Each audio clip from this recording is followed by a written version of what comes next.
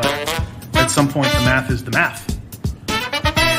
I think we can do a better job using that information. It reinforces my belief that I have the best constituents.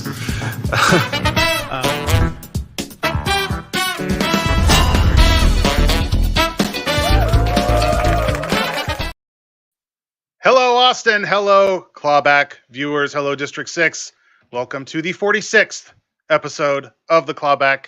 We've been doing this for more than a year, and it has continued to be, I hope, a source of good information for the public and for the folks in District 6 who I represent on the Austin City Council. We have a really spectacular show for us, for y'all today. Colin Wallace from the Parks Foundation, Ashley Cheng from the Rabble Podcast and Rouser, and D6's own Jaylin is going to be performing for us. But as I often do, I want to start with just a quick update on things that are going on outside of the work our guests do. We have a council meeting coming up next week, something to be paying attention to. I have authored a resolution that's on that agenda. We're going to continue our work reimagining public safety by starting to look into the code enforcement department. There are things that we still send officers to do that really are a code enforcement action. And it would be better if we didn't send our officers to do jobs that other departments could be doing. That way the officers are free to do the more intense and specific work for which they are highly trained. That resolution, I hope, will pass next Thursday in the council meeting. Part of our longer and larger effort that I chair as that I lead as chair of the Public Safety Committee for the council. Some really good and important work going on there. The other thing, so I have a new graphics package. I'm very excited to share it with everybody. So I'm gonna do this. I'm gonna move my camera over. You can see my green screen poking out in the back. I'm tilted. Here we go. So how do I do it? Here we go. Isn't that beautiful? Absolutely beautiful. So October is National Domestic Violence Awareness Month. We'll be talking about this a couple of more times in the show. We've got a couple more shows in October, but I just wanted to highlight a couple of things about this. The National Domestic Violence Hotline was actually started in Austin. It's actually from this community. And I wanted to be able to put this up on the screen so y'all could see and help promote the work of the National Domestic Violence Hotline. The stories have been very clear that during this pandemic where people are staying at home more, folks who are in these dangerous situations are even more at risk, and domestic violence has been on the rise as a result of all the stay-at-home efforts. And then our own Courtney Santana with the Survive to Thrive Foundation, another District 6 constituent doing amazing work on this topic. And then Gina Chavez, who was also on the Clawback a number of episodes ago, recently nominated for a Latin Grammy. Very exciting. Is honoring this month and this work and Survive to Thrive by allowing you to donate by texting Aya, which is the song she performed on the Clawback. If you text Aya to 44321, you will be able to give a donation to Survive to Thrive. An excellent idea during Domestic Violence Awareness Month. So be sure to do that. Now I'm still learning how the best way to do my new graphics package. It's a little clumsy. Got to move my camera back and forth. Maybe I'll get a second webcam at some point, and we'll do it that way. But let's bring up my first guest. She is the co-founder of Rouser and the co-host of the Rabble Podcast, the amazing Ashley Cheng. Hello. Hello. Thank you for having me. Well, thank you for coming on the show today. First off, how are you doing? How is your family? Is everybody safe and healthy? Yes, we're doing good. Thank you for asking. I'm doing great. I was actually in your district this morning. I was picking up postcards from a friend of mine who lives in the district, CJ Zhao. I was picking up some postcard labels actually to go out to get the vote out, and I got to take a nice stroll through the hood, which was really lovely. CJ is great and great leader of the Austin Chinese American Network. Yes. In our city. Talk to folks about what is Rouser and this podcast, which has really caught fire, and you've got such a great audience for that. But help folks understand how it started and what the work is that Rouser and the podcast are doing. Yeah, so we call Rouser a creative civic engagement firm, and we started it in the wake of the 2016 election, really, when my business partners and I just decided that we needed to be paying a lot more attention, a lot more invested in local politics than we had been. And, seeing that obviously with what you do, Jimmy, how important that is in our everyday lives. And so we all, just being brand new to politics, just started showing up to a lot of events and seeing what we could learn. And from that, we came up with the idea of the podcast. We actually pitched it to Wendy Davis when she was leading Deeds Not Words and wasn't running at the time for Congress. And, she thought it was a wonderful idea. And she turned to us and said, "Hey, ladies, I actually think that y'all should just do this. Like, this is a great idea. Like, why don't you just do it? It's your idea." And so we really took that to heart and launched the Rabble Podcast during the last legislative session. And yeah, it's grown much faster than we could have even realized. But I think it just shows what a need there is, that so many folks are willing. I think a lot of people think that so many folks are apathetic about politics, but I think it's so much more that it's just the barrier to these systems of, people have that need to get involved and just want to do it in a way that's accessible and maybe even fun, which I think you do a wonderful job of here on the show too. Well, I'm trying. The systems are complex, and they're complex in some reasons. There are some good reasons, and then there are some reasons that I think probably rooted in trying to keep certain people out of the process. Oh yes. And I think that's something that I really appreciate of the work that you do, Ashley, and a lot of good folks in Austin do, about ensuring representation as we're building our political systems. There's a lot of old white dudes involved, and I don't consider myself old, but I mean, we know what's going on right here. So, it's really important to ensure that Austin, as a majority minority city, is really having full representation in our political system. I'm really curious to hear kind of the work you guys have done, or you all have done, to bring new voices into the political space, and how that's gone. Yeah, I mean, well, with the Rabble Podcast, that's been a huge priority of us, to make sure that we are prioritizing voices of color, Black, Indigenous people, and making sure that their voices are heard, and also that we're uplifting them and making sure that they're in those positions of power. As you mentioned, our systems weren't made for all of us. And I think making it a more approachable system for folks to get involved is really huge for us. And then with my work with, I'm the vice president of Asian Democrats Central Texas, and we're doing a lot in terms of helping young AAPIs, or Asian American Pacific Islanders, get more involved and trying to do that in creative ways. I was recently elected to the DNC representing our Texas AAPI caucus. And it's so funny, we talk about representation, and I think about the movie Crazy Rich Asians, and it was about a bunch of rich people, really. We're talking about representation, but I was so shocked when I saw that movie for the first time. I cried because I'd never seen on the big screen so many representation in that way, and I didn't even realize, like, it was quite a silly movie in a lot of ways, but I didn't realize how much that would mean to me until I experienced it. And now, flash forward a few years, we're doing a phone bank with the author of Crazy Rich Asians, Kevin Kwan, who's actually a huge Democratic activist, which I never even realized. And so it's interesting to see the ways representation can play out. It's important, of course, and when it comes to political power, but I think in all forms, anytime that folks who don't feel represented in certain spaces can make themselves seen is a wonderful thing. That's really amazing. I can certainly remember from my own experience, being the first openly gay man to serve on the Austin City Council, and thinking back into the 90s when the LGBT community was first starting to get some representation in media, and how it felt for me.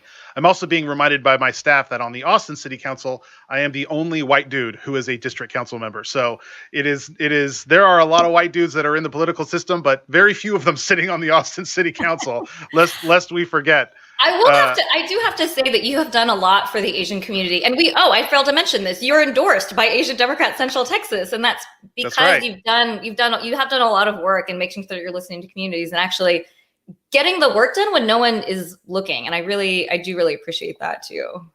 Well, thank you, Ashley. As we talk about often on the show, District 6 represents the largest Asian community amongst the council districts, and I have always taken that very seriously in prioritizing those voices and those issues, and ensuring that the Asian community is being well represented, since there is not an Asian person on the city council, and there only has ever been one. So it really takes some concerted effort, and it really helps to have you and CJ and all the other folks that are out there doing that work, so that I know what's going on in the community and can represent those voices. Yeah. The last thing I want to ask you, go ahead. Oh, I was just going to say that it's not, I think with you, it's not just a performative thing where you're just saying like, let's listen to the Asian community. I mean, I think you've actually done the work, and I think that's really important for people to see too. Well, I like to think that on the council, I'm not trying to pay lip service to anything. I think the few folks who don't like some of the things that I say have at least got to admit that I'm always direct and honest. And maybe that is the one thing that's least found in politics is direct honesty sometimes. The last thing, Ashley, I'm just curious what your experience has been in activism and politics as it's been acted by the pandemic. I know on my campaign, we're on the ballot in November. We're going to talk more about that at the end of the show. But, we haven't been able to do all the normal things we would do. We haven't been able to go to all the community events and the cultural events, so many cultural events in the Asian community. How has your experience been doing this work during a pandemic? I'd mentioned that Rouser, we call ourselves a creative civic engagement firm, and there's so much about the pandemic that has been terrible for everyone. But honestly, it's been another opportunity for us just to be more creative in how we do this work. So the Rabble, we're doing social distance lit drops, dropping Post-it notes with voter info. This Sunday, we're throwing like a throwback 90s themed dance party so people can wear their masks and socially distance and get Post-its out on doors so people know how to vote. And because, it was the last time that Democrats were in control of Texas was in the 90s. And so the 90s are back, and so are Texas Democrats. So we're making a party of it. If anyone wants to come by, that's going to be Saturday at 10 a.m. You can check out our social media at the Rabble TX if you want to join. And there's another thing that we're doing very creative that never would have happened. We never would have come up with the idea had it not been for the pandemic. If anyone is in Netflix Indian Matchmaking, that reality TV show fan out there, I was watching that, and Vyasar Ganesan, who's a local Austinite, he works at LASA as a college counselor there. He's a huge fan of D&D, or Dungeons and Dragons, and we came up with the idea to host a fundraiser with him playing D&D. And now on Monday night at 7 p.m., we are streaming on Twitch a fundraiser that he is leading for Donna Imam for Congress. And Andrew Yang is going to be playing with us, a number of AEPI voice actresses. And there's just no way an idea like this would have come out in normal circumstances, I think. So it's an opportunity to bring people together in a really different way. That's so cool. And no one has ever said that about D&D before. So, but a great shout out for Donna Imam. A great shout out for Donna Imam, who is running for Congress in the Williamson County portion of District 6, part of the 4 congressional districts that intersect District 6. Thank you, gerrymandering, and good luck to Donna Imam. Ashley, thank you so much for coming on the show, and congrats both in your 2019 Organization of the Year by the Travis County Democratic Party and your 2020 Ann McAfee Rising Star Award. You are a rock star in this community. Ashley, thank you so much for joining the show. Thank you so much. That was really cool. The Rabble podcast is great. I mean, they should invite me on the show. I didn't know why I didn't maybe say that while she was here. I don't want to be rude. It's a great podcast, and Rouser does some really good work in this community. But let's get to our musical guest. I am so excited to bring her on. I've gotten to know her as a community member and a volunteer and a neighborhood leader, but she is also an incredibly talented musician. So excited to welcome to the show, Jaylin. Hi. Hey, Jimmy. Thanks for the big buildup. Yeah, well, thanks for being on the show. We've been able to bring on a lot of great musicians, but I always especially love to bring on musicians that are also D6 neighbors. Long-time D6er. Yep. I love that so much. Before we get into some of the questions, how are you doing? How's your family? Has everybody been safe and healthy? Yeah, we've been safe. I mean, we've been hunkered down for like 1,000 months, and so we're all staying safe and healthy, wearing our masks. I've talked about this a lot. There's been a ton of candidate forums, and I've been able to bring this up. Even my opponents have to acknowledge that Austin has done a great job, and a lot of that is because people have taken it seriously, wearing their masks, protecting themselves, and I'm glad to hear it's working. As I ask every guest that's been on the show, no one has been having a problem. It's been I'm really thankful for Austinites being so good and caring about each other. Yeah. I kind of feel bad for the makeup stores lately, because I feel like there must be a real depression of lipstick sales. I wouldn't know. I wouldn't know about. I mean, I can get into a whole drag race conversation, but we're not going to get into that. I'm just saying, I'm saving a lot of money on makeup with masks and sunglasses and whatnot. So right. Well, speaking of being at home and having to live our lives, you are also a mom. You're not just a musician, you are a mom, and you have kids in virtual classes. You're active in the PTA. I mean, what has that experience been like, managing this part of the crisis as a family? I mean, I have a first and a fourth grader, two of the sweetest little boys. And summertime was hard enough because it felt like it lasted forever. It started in, spring break. And so just as about the time we were getting used to that, then school started. And I think one of the most challenging things for families right now in public school is that, I mean, God bless the teachers and the administration, and they are doing the best they can for sure. But it's just, like everything else right now, it's kind of one day at a time or 1 week at a time. And so things are constantly changing. We're having to adjust. Parents who, work, or like, for instance, myself is self-employed. It's really a big challenge to try to manage all that. And I don't know that it's talked about enough. I feel like we're, sometimes the parents feel like we're out there just kind of flailing on our own out there in the ocean. But yeah, it's been incredibly challenging to try to do all that and make sure our kids are still learning and that they're not being, I don't know. I mean, traumatized, I guess, is a pretty strong word, but honestly, it's kind of one of the things you consider as a parent. You don't want your child to feel like this was this scary time, and so it's a lot. It's a lot, but we're all doing the best we can. So you got to have to keep that in mind. my chief of staff, Marty, is also a parent and has 2 young kids, and so I've been able to follow her experience more closely because obviously, as my chief of staff, her and I work together quite a bit, and it has been stunning to see how much has to be juggled to also maintain income, but also have to be on some level a full-time teacher at home and managing. How old your kids are and all that, it can be like full time. I mean, a first grader can't sit there on a computer and self-direct his learning.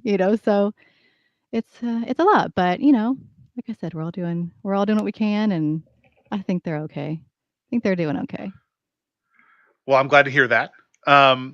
In addition to being a mom, you in the before times, in the long ago, you were an event planner and worked in the hospitality industry. I mean, how did that work? Like, I mean, have you been able to work at all during the shutdown? Like, tell us about some of the event organizations you've worked with in that part of your career. Yeah, so I've worked with a lot of DMCs in town, which is a destination management company, which basically means that we're the representatives for Austin, and companies who come in. And if you're not familiar with this industry, I mean, it's a big industry in Austin, and there are a ton of companies that come here just for their events. It's a big destination.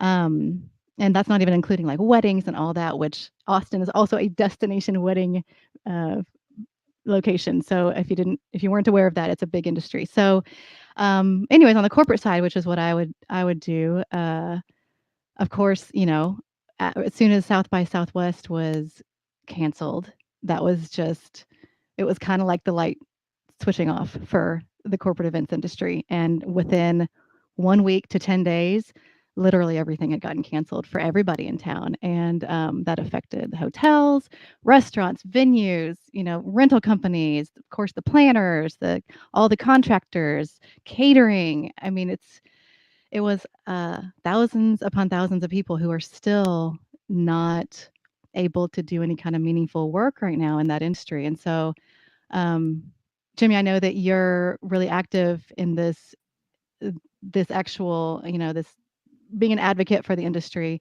And so I don't know if there's anything you want to mention about what's going on your end, but yeah, it's a really, there's a lot of industries that are back and events are not back, and they're not going to be back to the level they were for a long time. And I think we're just trying to create some awareness about that. So it's a critical sector in Austin. I chair the Regional Economic Development Board. And so in addition to being a council member, I also am involved in a lot of the regional economic conversations. The tourism industry is the 3rd largest employer as an industry in our community. And it's almost a hidden, massive employment base. And a lot of the sectors within tourism are mostly female-owned businesses, wedding planners and event planners. It's a lot of economic opportunity and entrepreneurship from women, and it's a critical sector that I believe will come back with a vengeance the moment people start feeling safe as it relates to the pandemic. Because I have Zoom fatigue. I don't know if other people have it. People are just desperate for in-person. There's probably going to be some more work from home than maybe there was before. But people are definitely going to want to travel. They're going to want to get out of their houses. They're going to want to go see people in person. I think that industry will come back big, and it's kind of incumbent upon state and federal support, and then the city as a mechanism to ensure these industries survive, so that they're there when the economy is ready to come back. Yeah. And there's been You some mentioned really innovative stuff going on with, hybrid events and virtual and some, great ideas for keeping people safe even in person. And so there's some stuff going on, but 90% is still not happening right now. So. Yeah. Well, and you've brought some of your own innovation. You started streaming pretty quickly right after South by was canceled. I did. Yeah. How has that been going? It's going well. Just so there's no confusion for people, most musicians cannot make a living doing streaming shows. So they really need your support. If you do log in and you do watch somebody's virtual show and they have a way to leave a virtual tip or some way to online support them or be a patron on Patreon, that's a really big resource for a lot of musicians, then do it. Support those people whatever you can. Sometimes it's like Patreon is like a subscription service. It's a monthly fee, but you can do it for $1 a month a lot of times, or $3 or $5 per month, and it makes it adds up. It makes a big difference to artists and creators. And then on streaming shows, Facebook doesn't pay us to do these shows. YouTube, unless you have millions of views, they're not paying you. So if there's a way for you to support them or leave a virtual tip, definitely do it, because we're just all trying to do what we can to hold on until there's some other avenues for income. But yeah, it's going well. I mean, the cool thing about doing virtual shows and doing online stuff is that it's a pretty wide reach, right? People don't have to leave their homes or fly across the country to go see you. I've gotten fans from South America and New York that are, it's really cool. Somebody last night was awesome. like, I'm French. And I was like, well, that's great. Merci for coming. I took a lot of French. I still can't speak it, but I was like, that's cool. That's great. Well, we have, to your point, we have taken great pains on this show. We have paid the musicians who have performed for their time and their talent. And we have worked very hard to ensure that we are honoring the professional service and your talent by paying all of our live performers that have come on to the Clawback. Yeah, you guys do a good job. And Austin, most people in Austin are pretty aware of how this all works, because, music is a big thing here. But yeah, I just have to always say that, because some people think that Facebook's paying me. No, it's not how that works. Nope. Well, Jaylyn, I'm excited to hear what you have prepared for us today. Why don't you tell folks about the song and take it away? Yeah, so I'm doing, like I said, on Facebook Live, I've been doing a weekly live stream. And so that's, for now, it's at 9:00 p.m. every Thursday. So I'd love for y'all to join me. And, I've been writing a lot of stuff lately. I've been writing a lot of angsty quarantine music. And when I went to choose the song for today, I thought, well, you know what? My shows, how I like to describe them, is they're kind of an escape. And so we're dealing with this stuff. We're all in the weeds all day long. And so on Thursdays for my shows, I like for us to just have fun and forget about the rest of the world. So for today, I thought I'd do just this fun little bluesy song. I'm not normally a blues artist, but I do love a good bluesy song every once in a while. And so this is one I wrote. It's just kind of something fun. Here we go.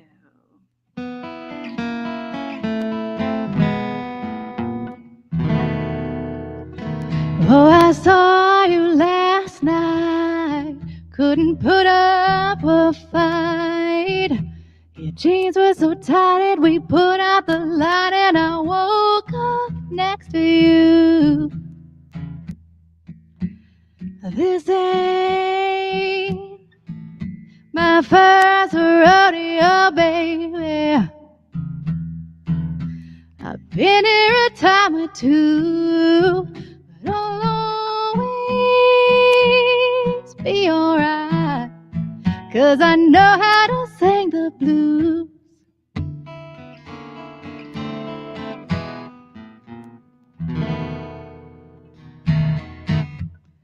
Honey, you know you're fine like a box of red wine.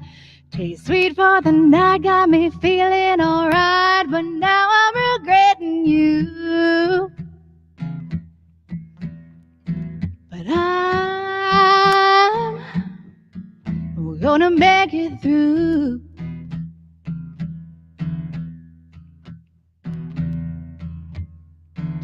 I'll always be alright, 'cause I know how to sing the blues.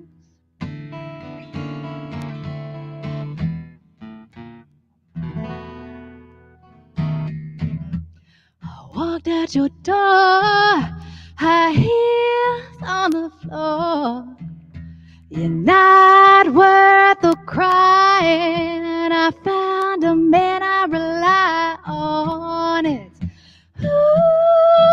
romantic, come to take me away from you. Oh, he'll do. He's got that 5-star smile, that's my fire. It will drive away singing the blues.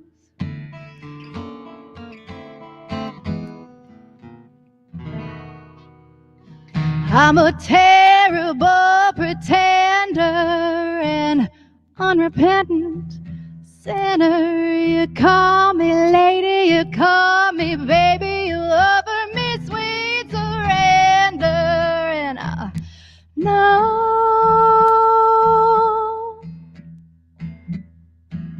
just what I'll do. It sure as hell ain't you, but you'll be alright, baby, 'cause you know how to sing the blues.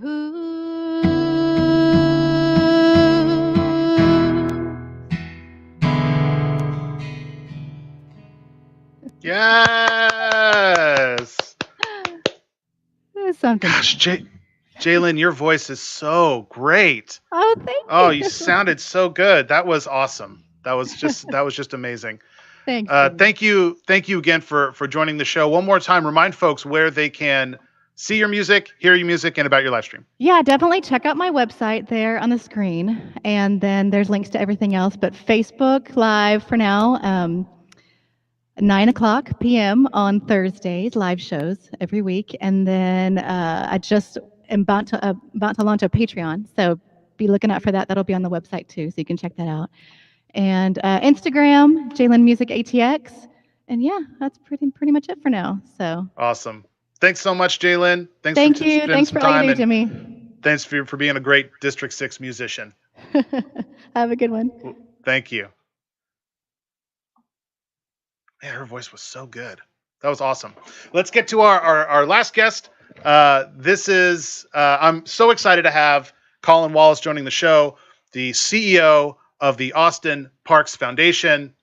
Hi, Colin. Hey, Jimmy. Good morning. Thanks for having me. Yeah, thanks for coming on the show. I am excited to talk about the work of the Parks Foundation and how you guys are evolving your work, especially with the pandemic. But first, how are you doing? How is your family? Is everybody safe and healthy? Yeah, we're great. I think similar to Jaelyn, who, by the way, I was clapping for her and I realized nobody can hear me clapping except myself. We have 2 small kids. My wife works for AISD.